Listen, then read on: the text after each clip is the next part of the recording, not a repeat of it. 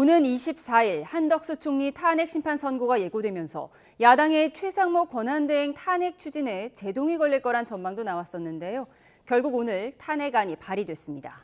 야당은 최 대행이 헌법재판소를 능멸했다며 탄핵 사유를 밝혔고, 여당은 기어이 30번째 탄핵을 추진하겠다는 거냐며 거세게 비판했습니다. 국회 연결합니다. 김다은 기자. 네, 국회입니다. 네, 우선 한덕수 총리 탄핵 심판을 둘러싼 여야 입장부터 정리해 주시죠. 네, 여당은 지도부 회의에서 외교, 안보, 경제 위기 속 한덕수 총리의 복귀가 시급하다고 거듭 강조했습니다. 지금까지 민주당의 탄핵 추진은 8전 8패였다며 한 총리 탄핵안 역시 그 목적부터 정쟁적이었고 의결 정족수라는 절차적 문제가 있었기 때문에 당연히 기각될 거라고 주장했습니다. 대통령보다 빠른 선고 일정에 민주당이 불만을 표하는 데 대해서는 국가적 어려움은 뒷전이고 목표가 오직 대통령 탄핵에만 있다는 걸 자백하는 거란 주장과 함께 이재명 대표 비판도 제기됐는데 들어보시겠습니다.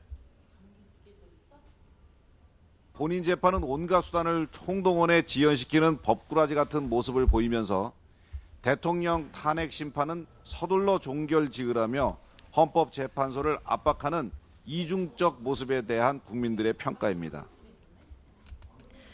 헌법재판소가 정치적 판단을 하고 있다는 건 애초 여당의 비판이었는데 이젠 입장이 바뀌어서 민주당이 주장하고 있습니다.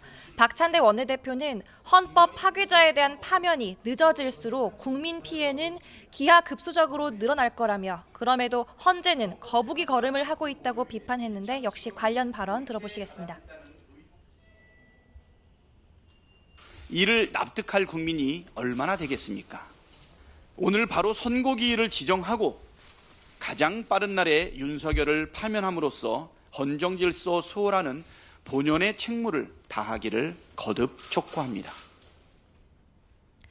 전현희 최고위원도 라디오 인터뷰에서 대통령 탄핵 심판 선고를 한 총리 사건 이후 이재명 대표 2심 선고 이후에 하라는 게 여당 요구 아니었냐며 헌재가 사실상 여기에 맞춰가고 있다고 주장했습니다. 그러면서도 아마 대통령 탄핵 인용 결정을 위해 보수 쪽의 입장을 들어주는 이른바 빌드업을 하는 건 아닌지 생각된다며 기대감을 내비치기도 했습니다.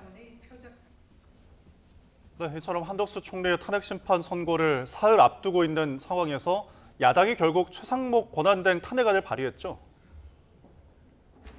네, 민주당과 조국혁신당, 진보당, 기본소득당, 사회민주당 등 야 5당은 오늘 오후 2시 최상목 대행 탄핵안을 국회의안과에 제출했습니다.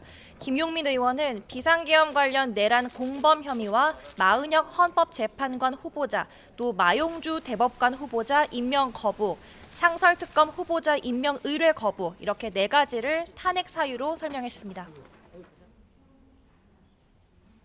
헌법재판소, 법원의 판단을 행정부가 대놓고 무시하고 헌법재판소를 능멸하고 있는 행위에 대해서 국회가 이를 바로잡기 위해 오늘 탄핵안을 제출했습니다.